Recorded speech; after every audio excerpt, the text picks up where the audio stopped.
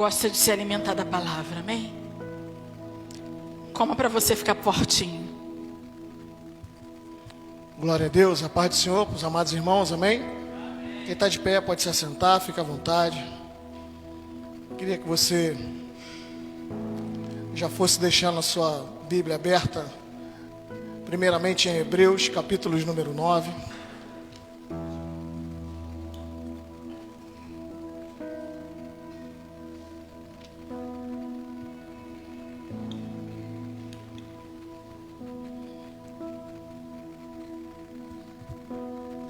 Hebreus, capítulos número 9.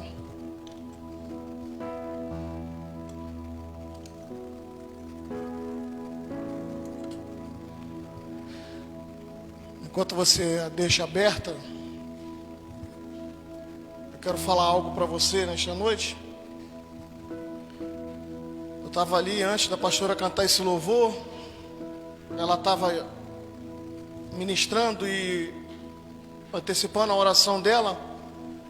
Eu estava com meus olhos fechados e me vinha uma imagem como se fosse de um rio. E nesse rio, pastora, parece que tinha umas cabeças, como se as pessoas estivessem vindo, meio que sendo levados, né, pela correnteza.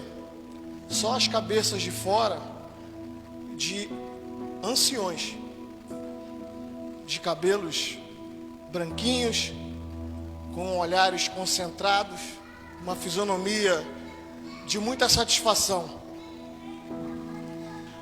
E a gente sabe que toda vez que se fala de ancião, toda vez que se fala de os mais idosos, isso aponta muito para a sabedoria. E enquanto eu estava vendo essa imagem, eu falei para o Senhor ali: Senhor, o que o Senhor quer falar? E o Senhor falou: eu estou derramando sabedoria para o meu povo. Isso é muito bom. Quem quer sabedoria aí? Só que isso é preocupante, irmão. Por quê, pastor? Porque todas as vezes que nós temos que usar de sabedoria, quer dizer que vamos ter que tomar decisões. Quem está entendendo, dá um glória nessa noite, por favor. E o Espírito Santo falava comigo: fala para a igreja, para ter sabedoria nas decisões que vão se tomar. Seja na igreja, seja na sua vida pessoal, seja na sua vida profissional, seja lá qual for a área. Deus está falando conosco nesta noite. Tenha cuidado na sua sabedoria, tenha cuidado nas suas decisões, use de sabedoria. Porque a decisão que nós tomamos hoje vai ditar aonde vamos chegar amanhã. Amém? A decisão que tomamos hoje, ela vai ditar o nosso futuro amanhã. Glória a Deus. Não tem nada a ver com a mensagem, é algo que Deus estava falando comigo ali. E logo em seguida, a pastora veio com esse louvor, né? Eu achei que era algo para mim, né? E quando ela veio com esse louvor, eu entendi que Deus queria falar com a igreja. Amém? De posse da sua Bíblia, do livro, na carta dos Hebreus, capítulos número 9, eu quero ler com você do verso 1 ao verso 4, ainda dentro da campanha, né? Na fé de Obed-Edom, né? Meu milagre em 3 meses. Quem tem recebido o milagre do Senhor, dá um glória aí. Eu pretendo não me alongar, porque já foi falado muito, essa campanha já vai se encerrar. Faltam 2 semanas. E vários pregadores de fora vieram aqui, já falaram bastante.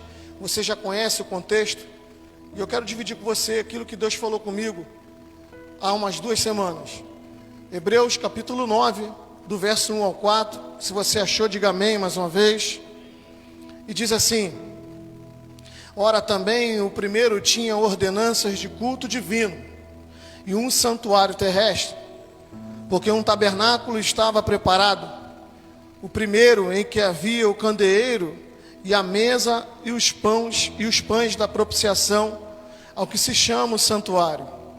Mas depois do segundo véu estava o tabernáculo que se chama o Santo dos Santos, que tinha um incensário de ouro e a arca do concerto, coberta de ouro toda em redor, em que estava um vaso de ouro. Repita comigo, um vaso de ouro, que continha o maná. Repita comigo, que continha o maná. E a vara de Arão, que tinha florescido, e as tábuas do concerto. Amém?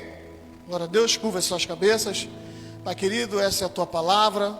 Eu lhe peço a sua direção nesta noite, a presença do teu Espírito, para que possamos conduzir esta mensagem de acordo com o teu querer, de acordo com a sua vontade, Pai. Fique à vontade, me usa para os teus servos, nos usa nessa noite para entender os teus mistérios, em nome de Jesus. Amém e amém. Glória a Deus. O irmão reparou que a minha voz está indo embora, né? Eu estava rouco ontem e fui querer cantar aqui. Ela estava ficando boa, aí eu fui querer cantar e ela está indo embora de novo, né? E eu pedi a Deus para que me permitisse falar até o final do culto. Não sei por que a minha voz está ficando rouca de uns tempos para cá. Mas, enfim, vamos à luta, né? Essa campanha vem falando sobre um homem chamado Obed-Edom. Nós falamos muito aqui, os profetas falaram muito aqui. Recebemos muito de Deus a respeito desse homem de Deus. E nós vamos entender, nós vamos compreender o cenário de aonde a arca está sendo transportada de uma forma aonde não agradava ao Senhor. E quando você estuda um pouco sobre esse contexto, você vai ver que tanto Davi quanto os sacerdotes que cercavam a Davi sabiam que aquela não era uma forma ideal de se transportar a arca. Nós louvamos aqui, o primeiro louvor que nós cantamos aqui, eu quero viver algo novo. Quem quer viver algo novo? Mas eu quero dizer algo para você. Deus se agrada de que todos nós venhamos a viver de algo novo, mas tem coisas que Deus não muda. Tem princípios de Deus que não mudam, de geração em geração. Tem situações que Deus ele não muda o seu conceito. E transportar a presença de Deus também não pode ser mudada. Fala para o irmão que está do teu lado. A presença de Deus, ela nunca foi, fala para ele, ela nunca foi, ela não é e não vai ser nunca transportada de qualquer jeito. Quem está entendendo, diga amém. Estamos numa geração hoje que parece que estar na igreja é moda. Parece que cantar hinos ao Senhor é moda. Parece que pregar o Evangelho é moda, quando na verdade esses princípios ainda não mudaram. Ainda é necessário a presença do Espírito, porque parece que tem igrejas que são grandes templos, cheios de pessoas, mas vazias de Espírito Santo. Vazias da unção, vazias, sabe, da presença do Senhor. Como assim, pastor? Pessoas que aprenderam, viraram meio que comerciantes, né, do Evangelho, não o Evangelho de Cristo, mas um Evangelho paralelo. Pessoas que parece que se aproveitam, né, das circunstâncias para aparecer, né? Pessoas que querem se mostrar mais intelectuais do que as outras, mais sábias do que as outras, mais inteligentes do que as outras, ainda que venhamos a entender que na terra tem pessoas que são mais cultas do que as outras, tem pessoas que têm mais inteligência do que as outras. Então, a gente tem vivido um cenário muito parecido, já de alguns anos para cá. Isso tem desagradado ao Senhor, e coisas têm acontecido na terra, não só no nosso país, mas em todo o mundo, para que o povo acorde, para que o povo se volte para o Senhor e que possa voltar à intimidade, porque aquilo que eu falei, as pessoas estão se achando muito donas de si. As pessoas estão se colocando à frente do Senhor, quando na verdade ninguém pode estar à frente de Deus. Deus está sempre à frente do homem. Aliás, Deus está sempre à frente de todas as coisas, porque foi Ele que criou todas as coisas. A Bíblia diz que Ele é o alfa e Ele é o ômega, Ele é o princípio e Ele é o fim. Nada que venha acontecer na terra vai surpreender Deus. Muito pelo contrário, tudo que está acontecendo é projeto dEle. Então, o homem, ele parece que ultrapassa os limites da intimidade e do conhecimento com Deus, com o seu achismo. E Davi está vivendo um momento. Eu quero dizer algo aqui para você.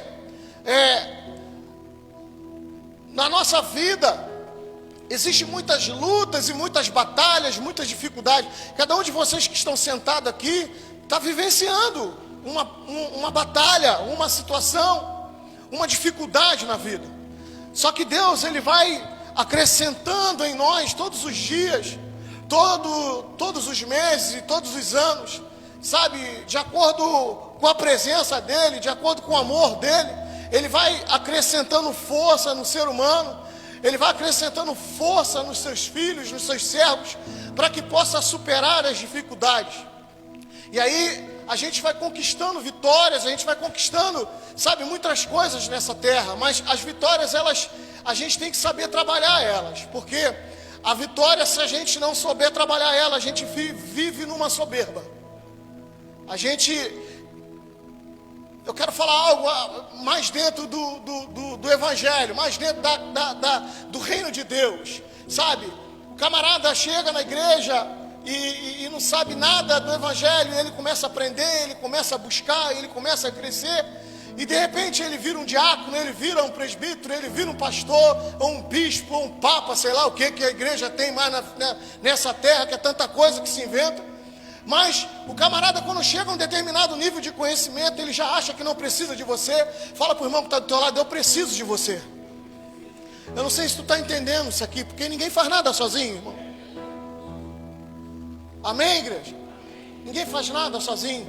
Eu preciso de você, você precisa de mim, nós somos um corpo.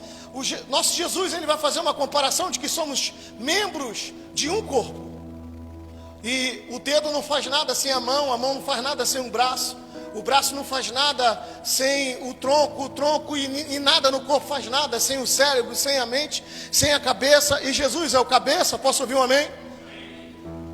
Então eu entendo que é Ele que faz o movimento, é Ele que nos faz a movimentação com as suas ordenanças, com as suas ordens, com as suas direções, com aquilo que Ele vai falando conosco como cabeça da igreja. Posso ouvir um glória a Deus nessa noite?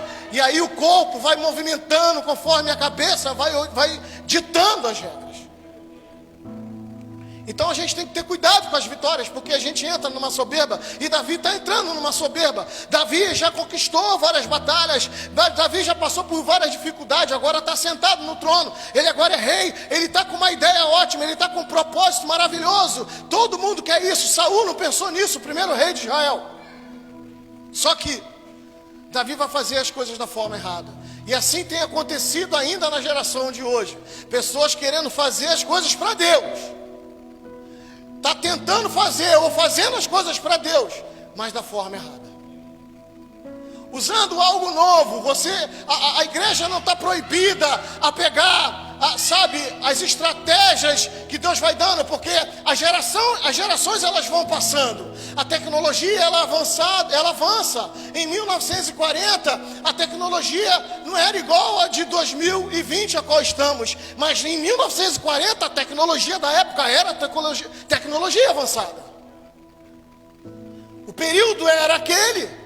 Não era o período nosso, poderia parecer um período antepassado. O período dos teus pais pode parecer um período antepassado. O período dos teus avós pode parecer um período antepassado. Mas aquele período que eles vivenciaram era o período que a igreja estava estabelecida. E a igreja, dentro dessas fases, ela tem que respeitar isso. Só que a igreja tem que buscar a novidade. A igreja tem que trazer a novidade. Mas não pode jamais perder os princípios de Deus.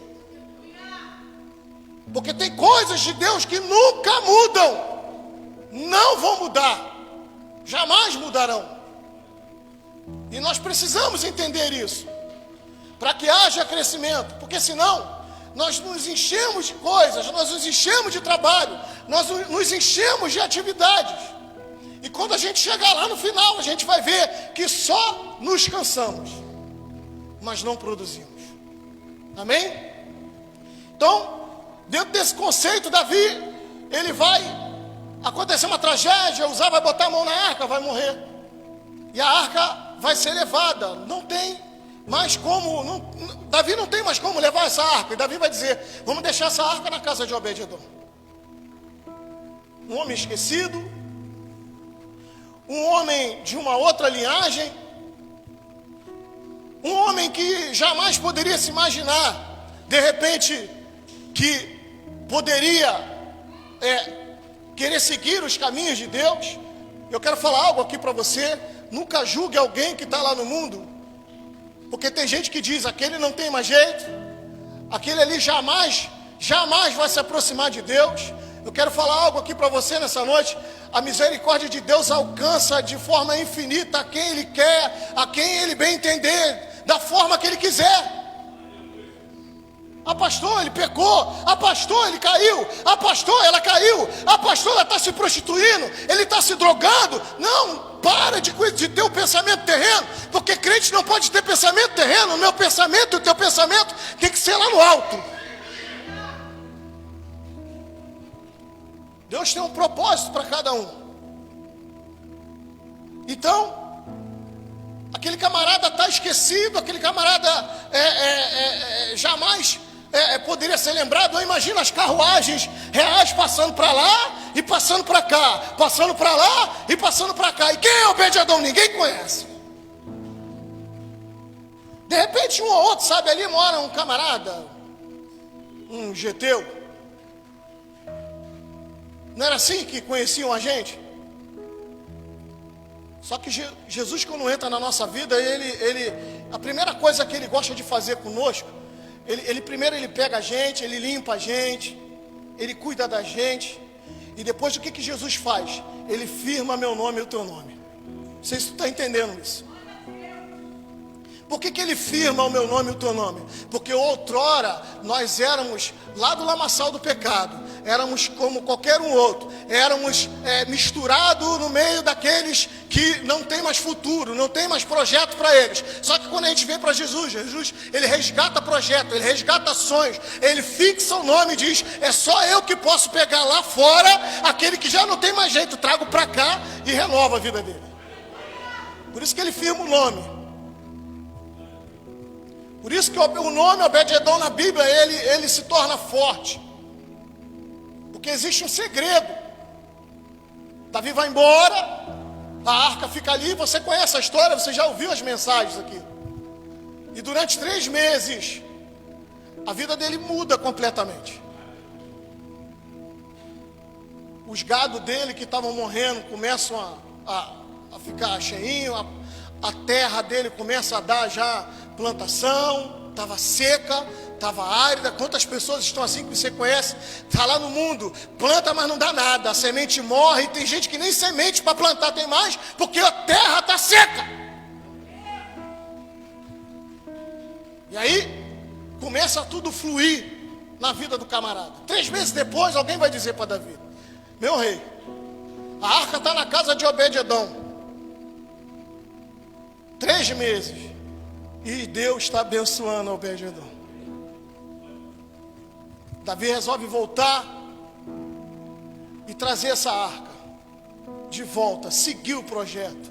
Quando tu estuda, você vai ver que ele vai separar os sacerdotes e ele vai separar os novilhos, e a cada 6 passos eles param e sacrificam.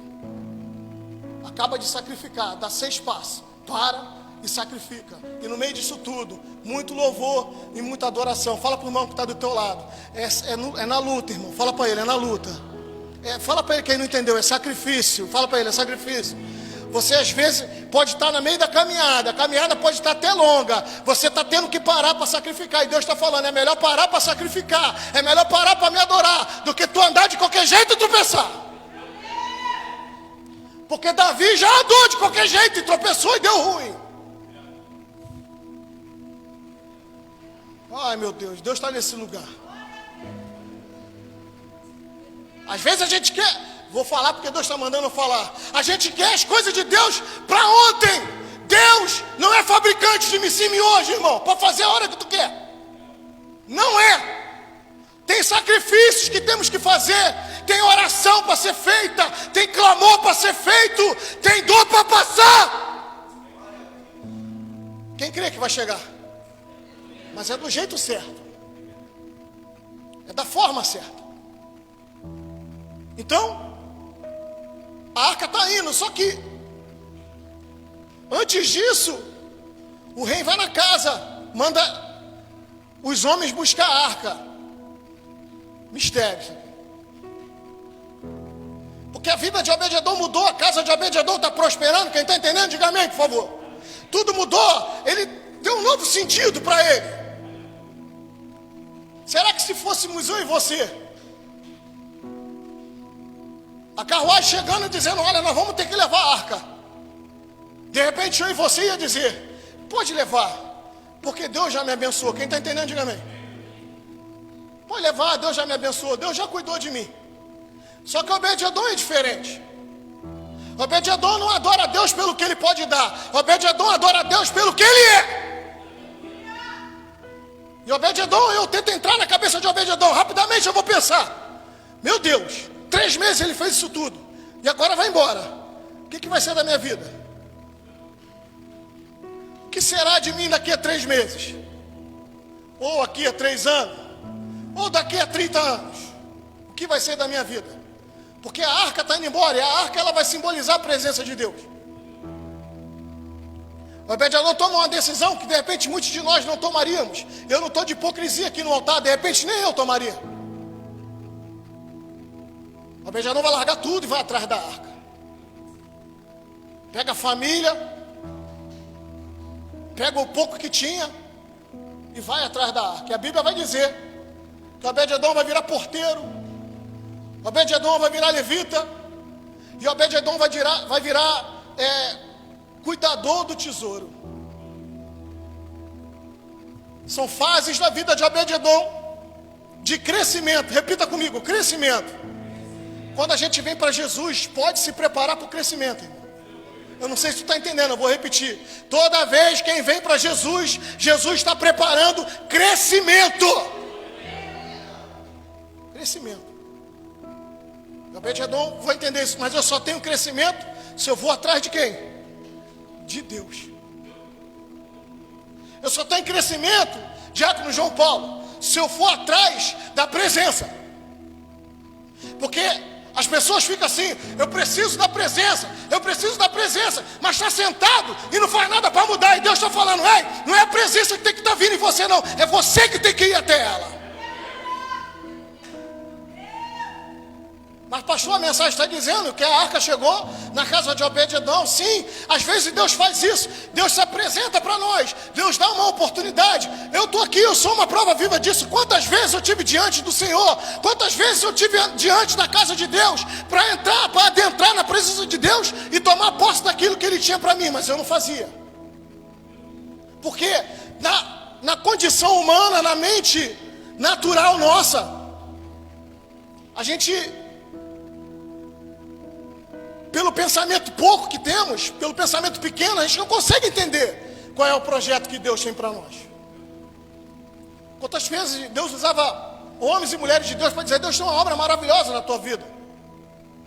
Deus tem algo maravilhoso para fazer na tua vida. E quantas vezes falamos isso para as pessoas, e as pessoas ficam assim, sei lá, acho que não. Às vezes a gente fica até chateado. Caramba, não está recebendo o que eu estou falando. Mas para analisar, também fomos assim, irmão. Quem é que imaginar que nós estaríamos hoje na casa de Deus cultuando ao Senhor? Hoje eu estaria largando do trabalho e, desculpe o termo, enchendo a cara de cachaça. Mas ainda assim Deus usa. Quem crê que tem profeta na terra? Ainda usava profeta. Deus tem uma história na tua vida. E aí, quando a gente entende que nós precisamos buscar a presença, escute isso aqui. Não é teologia do pastor Cleito, não. Preste atenção nisso aqui. A presença já está aí, irmão. Deus já está, amém, irmão? Escuta uma coisa. Deus não vai estar, Deus já está. Quem recebe isso na tua casa? Deus não vai estar na tua casa, Ele já está na tua casa. Deus não vai estar na tua vida, Deus já está na tua vida. Quando Deus fala para Moisés assim, avisa para Faraó que o Eu Sou te enviou. Quando tu estuda sobre o Eu Sou, já está dentro de você. O Espírito já está dentro de você. O que a gente faz então? A gente cuida dele. Fala para o irmão que está do teu lado, cuida da presença. Foi isso que Obed-Edom fez. A princípio parece, para Obed-Edom, vai botar a arca aqui dentro. Uzá acabou de morrer ali. Ele só foi botar a mão para tentar segurar a arca, ele morreu. Agora vai botar esse negócio dentro da minha casa. O que eu vou fazer dentro da minha casa com esse negócio? E Deus está falando para pessoas aqui nessa noite: adora, glorifica, exalta. Obed-Edom de repente passava de manhã para cuidar dos bichinhos, para cuidar da lida, e olhava para a arca. E eu imagino ele sempre, ó: bom dia, Senhor. Obrigado porque o Senhor está na minha casa. Quantas vezes a gente sai para trabalhar, nenhum glória a gente dá de manhã. Fico imaginando na hora do almoço, sentando com a esposa na refeição, e a arca lá, eu fico imaginando eles agradecendo: obrigado, Senhor, porque o Senhor está prosperando a minha vida. Quem está entendendo, diga amém. O Senhor está abrindo portas para mim, Senhor. O Senhor tem curado, o Senhor tem trabalhado, o Senhor tem feito maravilhas na minha vida. Eu fico imaginando ele naquela adoração, diante da presença do Senhor. Só que às vezes a gente está muito ocupado com a novela, está ocupado com o Facebook, com as redes sociais, ou o próprio trabalho, e a presença está lá, sem atenção. Fala para o irmão que está do teu lado, dá atenção para a presença. Às vezes a gente está querendo mudança, e as coisas não acontecem. A gente fica travado, a gente fica parado, e depois a gente vai lá para o Senhor, para falar para o Senhor: Senhor, por que o Senhor não fez? Por que isso está acontecendo? E Deus está falando: está acontecendo porque a presença está aí, mas você não dá um crédito para ela, você não dá atenção para ela. O Senhor falou: olha só, para os discípulos, é necessário que eu morra, ressuscite ao terceiro dia e volte ao Pai. E quando ele for, ele vai dizer: olha, eu enviarei o Espírito Consolador. Quem está entendendo isso, por favor? Porque parece que Jesus foi embora, esqueceu da gente. Não esqueceu da gente. O Espírito Santo está aí, irmão.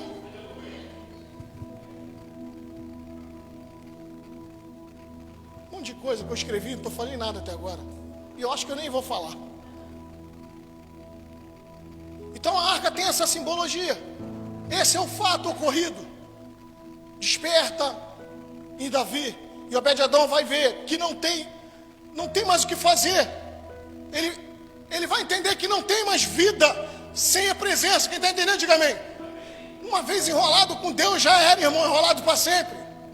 Pode até se afastar, pode até mudar a conduta, pode até mudar, sabe, a direção, mas sempre vai lembrar do rolo que tem com Deus. E Obed-Edom não quer passar por isso. Obed-Edom quer ir atrás de Deus, quer ir atrás da presença. E Deus estava falando comigo nessa mensagem, os segredos do interior da arca. A arca tem segredos dentro dela. O pastor Júlio falou um pouco aqui. Eu não vou me atentar, para mim acelerar a mensagem, eu não vou me prender nas tábuas e nem vou me prender no maná, que o mistério está na vara. As tábuas da aliança, você já sabe, são os mandamentos que primeiro Deus escreve com seu dedo. E naquela confusão que Moisés vai ficar 40 dias, sabe, no monte, ele vai descer e lá o povo já está adorando o bezerro de ouro que fizeram, porque acharam que Moisés já tinha morrido. E quando Moisés chega naquela confusão, ele vai quebrar as tábuas. Depois Deus vai mandar Moisés escrever os mesmos mandamentos. E as tábuas aqui, ela aponta para me lembrar aqui, ó, tábua, ela vai apontar para a lei moral de Deus, ou seja, para o caráter de Deus. Por quê? Porque o povo sai do deserto com a mão forte do Senhor. Quem está entendendo, diga amém. Porque Deus, quando tira a gente do lamaçal do pecado, do caminho de inferno, de lago de fogo e enxofre, é porque Ele tirou com mão forte a gente daquele estado. E o Egito, ele representa o mundo, e Deus vai lá e tira o povo lá de dentro. Depois de ter visto as maravilhas, o povo começa a andar em direção ao deserto, o mar se abre, o povo está vendo uma série de maravilhas. E a Bíblia vai dizer que Deus vai dizer para Moisés: fala para Faraó para que liberte meu povo, para que me adore no deserto. Preste atenção, Deus não mandou libertar o povo só para ir para Canaã. Quero falar algo aqui para você. Para chegar em Canaã, primeiro tu tem que adorar no deserto, irmão. Eu não sei se tu entendeu, vou repetir de novo. Para chegar em Canaã tem que adorar no deserto. Tem gente querendo sair de um ponto para chegar no outro, mas não quer passar no deserto. E todo crente passa no deserto. A gente tem que aprender a ser verdadeiro adorador quando a gente não tem nada. A gente tem que aprender a ser verdadeiro adorador para o Senhor quando a gente não tem condições de conquistar aquilo com a nossa capacidade, aonde Deus faz, aonde Deus abre, aonde Deus move o nosso favor. E o povo está seguindo, e no meio do deserto o povo está reclamando. E o povo murmura, e o povo se levanta. Capítulo 16, se eu não me engano, de Deuteronômio, se eu não me engano, vou dar uma olhada aqui depois. Existe uma rebelião contra Moisés. Corá, Datã, eu esqueci o nome do outro, e mais 200 e pouco, se levanta contra Moisés. Ali, Deus vai abrir uma cratera, e eles vão ser engolidos e soterrados. O povo dele. Interessante que você vai lendo no capítulo 16, e quando entra o 17, o povo vai se levantar de novo contra Moisés, e vai reclamar com Moisés, dizendo que Deus matou os rebeldes, porque Moisés estavam com um pensamento diferente, que foi culpa de Moisés eles terem morrido. E aí, a Bíblia diz que a ira de Deus se acende. E Moisés, preste atenção o grau de intimidade de Moisés com Deus. Moisés percebe a ira de Deus e manda Arão correr para acender incenso, porque começa a ter pragas, eles começam a morrer. E a Bíblia vai dizer que morrem 14 mil. E a morte só cessa quando eles conseguem acender os incensos. Quem está entendendo isso, por favor? No dia seguinte da rebelião, e ali Deus vai fazer um trato. Quando tu para analisar esses contextos, você vai ver várias vezes Deus falando: Moisés, eu não vou mais com esse povo, eu vou mandar um anjo na frente, esse povo não dá mais para me levar esse povo. E Moisés vai dizer para o povo, para Deus: se o Senhor não for, eu não saio do lugar. Olha o grau de murmuração, desconfiança, descrédito do povo para com Deus e para com Moisés. Por que o senhor está falando isso, pastor? Porque nos dias de hoje é assim que as pessoas têm vivido. Não honram mais líderes, não honram mais as igrejas. Eu estou falando porque Deus está mandando eu falar, sabe? É esse esfriamento que a pastora falou aqui, sabe? Aí fica a pergunta: será que estamos crendo naquilo que tem sido pregado? Aquilo que tem sido ministrado? Será que você está crendo nas promessas que Deus tem feito na tua vida? Será que você só está fazendo parte de uma igreja, ou se você faz parte do reino? Quem está entendendo isso, por favor, diga amém. Será que estamos mesmo nos colocando na condição de fé e de seguidores daquilo que Deus nos promete? Será que eu tenho crido que realmente Jesus vai vir buscar a igreja dele? Será que eu tenho crido realmente que os últimos dias estão aí na nossa frente, as coisas acontecendo? Ou será que mais coisas têm que acontecer para mim me chegar perto do Senhor? Quantos mais tem que morrer para mim ver a presença de Deus? Está me dando tchau, olha lá, coisa linda. Vou embora não, lindinha, nós estamos aqui. Então, ela deve estar falando para mim parar de pregar. Então, será que o que mais vai ter que acontecer? Quantas iras, quantos Covid a mais vai ter que descer? Quantas doenças a mais, quantas mortes a mais? Escute isso aqui. 12 espias vão espiar a terra. 10 voltam com relatório negativo. E tem coisas que Deus percebe já logo no início. No relatório Deus já percebeu. Não vai chegar a lugar nenhum. Mas tem 2 no meio deles. Josué e Caleb. E eles vão passar as mesmas dificuldades dos outros 10 durante os 40 anos do deserto, por causa do relatório negativo dos outros. Deus está falando com pessoas aqui. Eu estou te vendo no meio desse deserto. Eu estou te vendo no meio dessa caminhada. Você não vai sucumbir por causa de relatório negativo de ninguém, porque você está crendo naquilo que eu tenho falado contigo. Quem está entendendo isso, por favor? Isso é muito forte. 40 anos. 40 anos. E eu não vejo uma queixa de Josué. Eu não vejo uma queixa de Caleb. Mas eu vejo uma queixa do povo o tempo todo. O maná que está falando aqui, o maná eles chamam de miserável. O maná miserável. Aquilo que sustenta eles todo dia. Deus fala, come, que amanhã tem mais, não guarda. Aí eles iam lá e guardavam, apodrecia. Deus está falando com pessoas aquilo que tu põe no reino, aquilo que Deus te prometeu, aquilo que Deus tem te dado, toma posse, come, que amanhã tem mais. Está dentro da arca o maná. O maná não apodrece dentro da arca, pastora. Porque tudo que está dentro do reino que é de Deus não apodrece. Teu sonho não apodrece, tua família não apodrece, teu ministério não apodrece. Quem está entendendo, diga amém, por favor. Porque está dentro do reino, está dentro da presença, está dentro do propósito. Então Deus põe as tábuas para limitar o povo, e ainda assim não entende. A Bíblia vai dizer que só entra na terra prometida Josué, Caleb e os jovens abaixo de 20 anos. E os outros morreram no deserto. O que eu aprendo com isso? Se murmuro, se me queixo e se reclamo, eu não tomo posse daquilo que Deus me prometeu. Vou falar algo aqui para você nessa noite. Só alcança a promessa quem suporta processo. E os 40 anos no deserto é processo.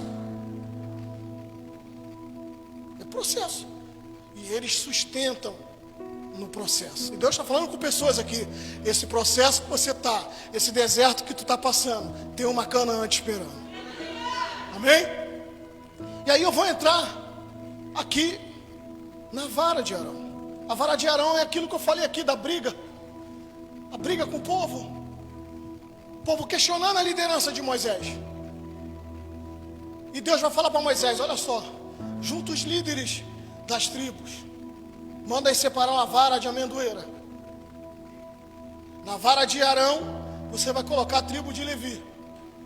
Vão colocar na arca, vão colocar no tabernáculo. E a vara que no dia seguinte florescer, essa é a qual eu tenho separado o líder. E aí acontece que no dia seguinte, com a vara que está florescendo, a de Arão. Tem um mistério nessa vara. Ela aponta para a autoridade. Pastora, pode subir para separar o louvor. Só que ela aponta para renascimento. É uma vara de amendoeira. A vara de amendoeira, presbítero Alex, ela significa aquela que desperta. Ela não precisa de estações para dar. Ela começa a dar fruto mais rápido do que as outras. Ela cresce mais rápido do que as outras. O processo da amendoeira é mais rápido do que as outras. Quem já teve amendoeira perto de casa sabe do que eu estou falando. Ela cresce rápido. Ela não precisa. Tem os mistérios do óleo dela, que era usado para tratamento de rugas e de verrugas. Esse óleo era usado para isso.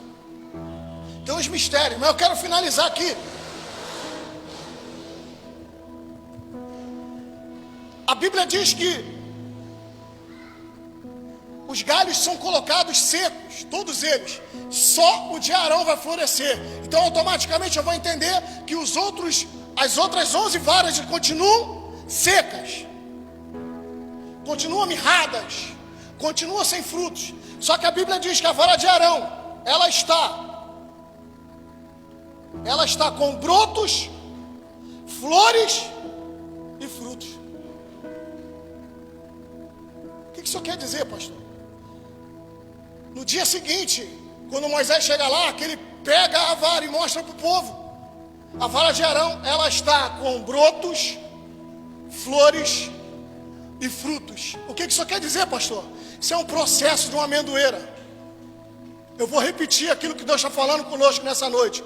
Existe um processo na vida do crente. E Deus está falando conosco nessa noite. Quando eu fizer algo em você, eu vou fazer no início, eu vou fazer no meio e eu vou fazer no fim. Porque eu estou contigo no início, eu estou contigo no meio e eu estou contigo no fim. Eu estou contigo dentro do teu processo.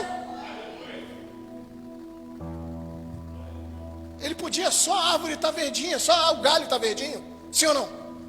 Podia estar só com uma florzinha. Só que o broto é o início do processo. Depois vem a flor. E depois vem o fruto. E Deus está falando conosco nessa mensagem. Que Ele vai nos fazer florescer. Fala para o irmão que está do teu lado. Deus vai te fazer florescer. Fala para ele assim, só fica atento no processo. Porque Deus, Ele é perfeito, irmão.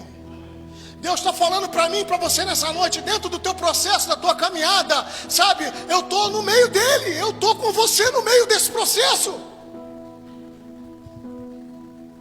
Teu galho não vai secar. Fala para o irmão que está do teu lado, seu galho não vai secar. Fala para o irmão que está do teu lado, Deus te escolheu para florescer nessa terra. Queria que você se levantasse.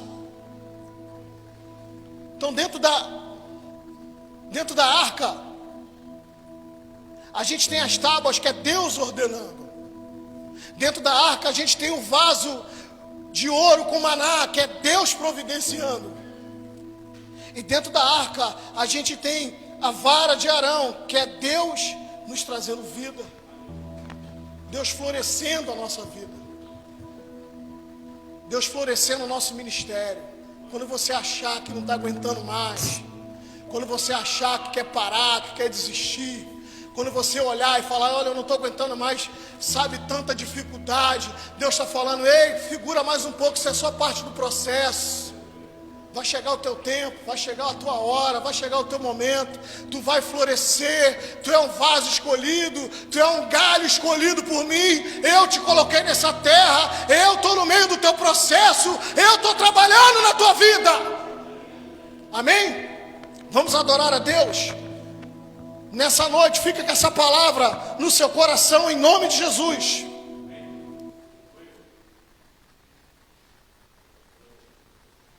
Feche seus olhos, querido.